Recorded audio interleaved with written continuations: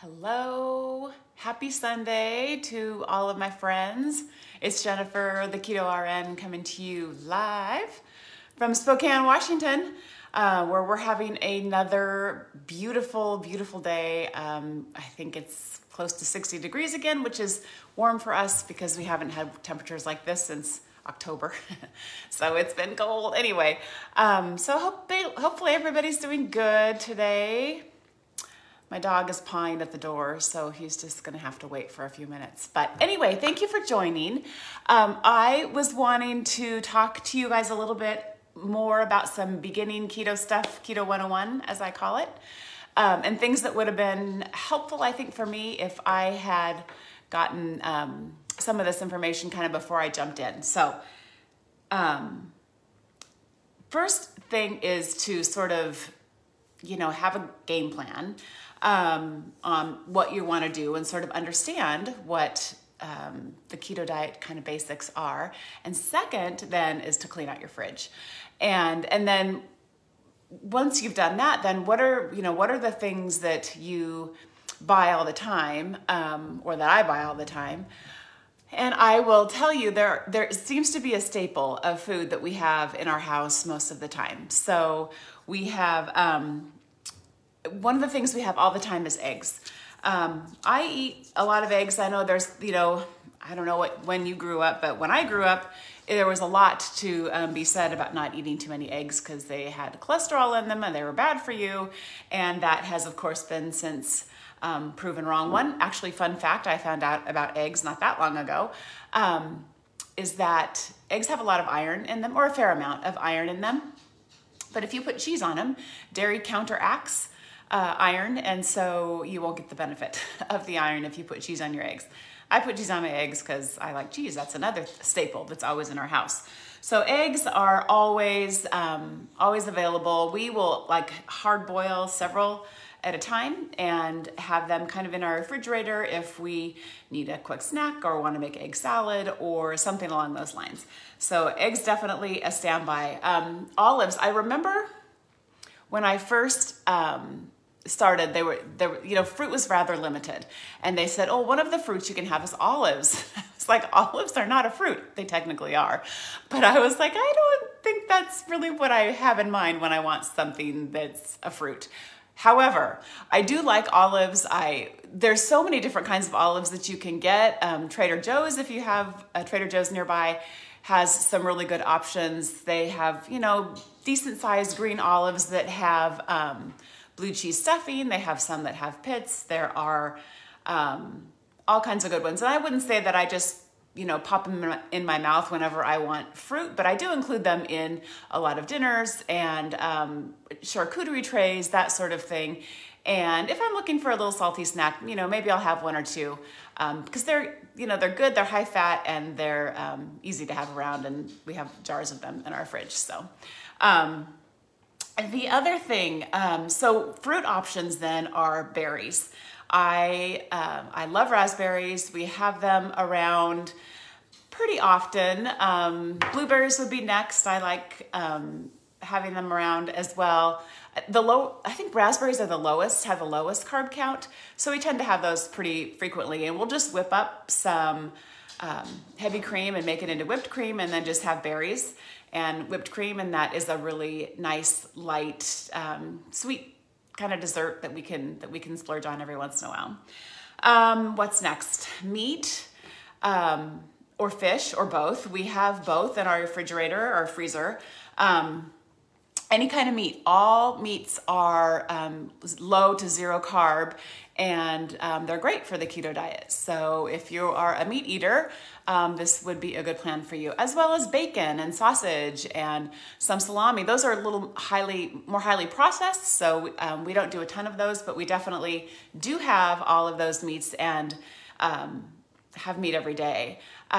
We do, there's lower fat meats such as, chicken breast or turkey or those kinds of things. And I would recommend that if you like dark meat, start going with, chicken thighs or drumsticks, and you can eat the skin. And I'll have more and more recipes like that, further on in our page, but there are a lot of really good recipes for different kinds of meats and chicken, and then steak, which, you know, is getting to be more and more expensive.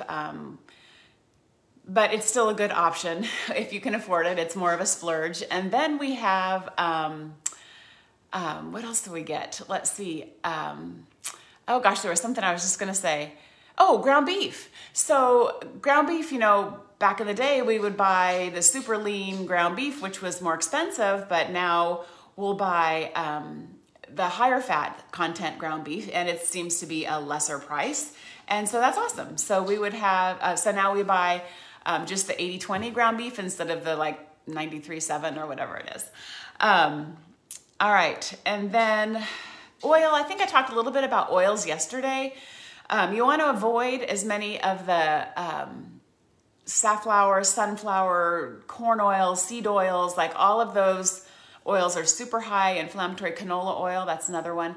Really high inflammatory oils, and it's best to avoid them if you can.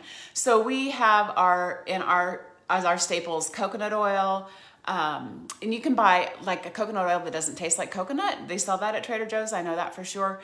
And they sell it other places as well. And then avocado oil, which we usually get a pretty decent sized bottle at Costco. And then olive oil. And you just want to look for some sort of quality, you know, olive oil that's not mixed with other oils, because sometimes they'll do that as well. So just read your labels. Low carb veggies. There's zucchini, there's asparagus, cauliflower, broccoli. Those are all vegetables that we have all the time. I hear you, dog. We also have cucumber and, you know, all those sorts of things. But there are charts out there and available, and I will post one here soon that has, you know, how veggies to avoid and veggies to that are easier to consume on a keto diet because they're a lower carb count. I personally don't think you can go wrong when you're eating veggies because, you know, they're good for you. They've got a lot of micronutrients and they are a pretty decent option. So not a lot of carrots, not a lot of potatoes, those sorts of things, but all of the other veggies that aren't legumes like peas we eat them all the time and we love them. So let's see, low carb nuts or just nuts or nut butters. Peanuts and cashews seem to have a higher carb count than like almonds or pecans, macadamia nuts. Macadamia nuts are good. They have a higher fat content, lower carb content. They're delicious. Costco sells a pretty big bag of them. I would eat macadamia nuts like with a protein shake and a handful of macadamia nuts and call that like a quick meal or something, or a real pretty heavy snack. And they are really good. And then pecans, I think, are next, and I love pecans. I also buy big bags of those at Costco, and I just keep them in my freezer. Occasionally, I will put them in a pan with some butter and maybe some pesto or just different spices that I like. You can make them sweet or you can make them more savory. So, you know, salt, pepper, smoked paprika, garlic powder, onion powder, any of those. And you can either bake them in the oven, or I would just mix them all in a pan until the nuts started to get a little soft. And then let them cool, and you know, they just get coated with a seasoning in the butter, and they're delicious and they're a nice snack. But again, you don't want to have too many nuts. I think I was a squirrel in another life. I could eat nuts all day, and it doesn't help me. So I try to just keep a limit, but they are delicious. And they're good. They're a high protein, high fat, and low carb food. Let's see. Dairy products. So high fat cheeses, well, any cheese really, that's not processed. High fat cheese, you know, all your bries, your blue cheese, your whatever, cheddar, all of them are okay on the keto diet, as well as high fat dairy. So if you are a coffee drinker and you like, skim milk, you can switch to heavy cream, and you might need to go up in stages because it's a little much, I think, in the beginning, but there are less carbs and sugar the more fat you have. So that's what we did with our milk. We skimmed all of the fat off of it, and then we had to add sugar to it to make it more palatable. And so I grew up drinking fat-free milk. I mean, I totally understand. It's hard to switch, but the higher fat milk or heavy whipping cream we have in our refrigerator all the time. We use that in our coffee sometimes. We use it to make a lot of whipping cream if we're having, you know, some sort of mug cake or some fruit with whipped cream on it. And it's delicious and we enjoy it. And it feels like a huge treat, but it's really good. Sorry, my dogs. That's enough. Cheese, and then, nut butters. I was going to talk a little bit about nut butters. Peanut butter, I probably eat peanut butter every single day because I love it. There's almond butter, which has a lower carb count as well. And it's good. And I gross my husband out because I eat it on a spoon or off of a spoon. And he thinks that's disgusting, but I think it's delicious. I'll put a few Lily's dark chocolate chips, and it's sort of my after dinner treat, and it works for me, and I love it, and no judgment. Avocado, if you like avocado, I love them. They are a good high-fat food. They're a little kind of more moderate in carbs, actually, but you don't have to have a whole avocado, but have a few slices, and you know they're great with eggs or in like roll-ups for lunch. If you're doing like a meat and cheese roll-up, avocado is a great option to have with that as well. And then one last thing that we have on hand all the time is almond flour. And we use almond flour. We get a big bag at Costco. There's almond flour, coconut flour. There's a bunch of options now compared to when I started this a few years ago. But almond flour is just easy to bake with. And we use it in, you know, like I was talking about mug cakes, we use it in pancakes. There's, you know, all sorts of things that you can do with almond flour. And it's a great substitute for regular wheat flour.